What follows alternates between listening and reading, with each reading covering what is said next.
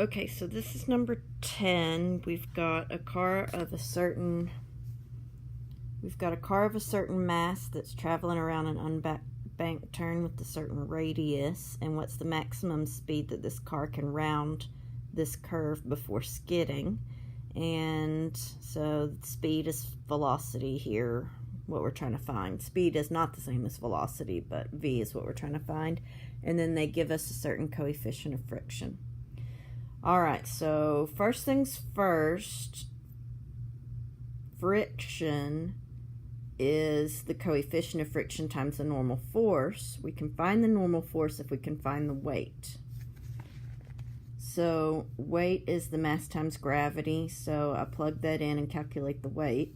Here's our free body diagram. Weight's pulling down and normal force is going up, so weight and normal force equal each other. So the normal force is the same as this weight. So then I can plug the normal force into our equation with our coefficient of friction and find friction.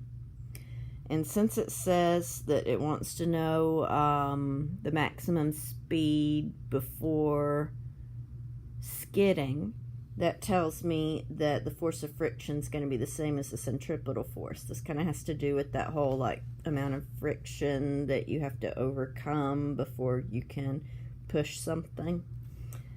So centripetal force is the same as this force of friction we just found, and so I can plug that into our centripetal force formula, plug in the mass they gave us and the radius they gave us, and then work it out the same way as we have been, where we want to get velocity alone, but it's multiplied by 932, so the first thing we'll do is divide.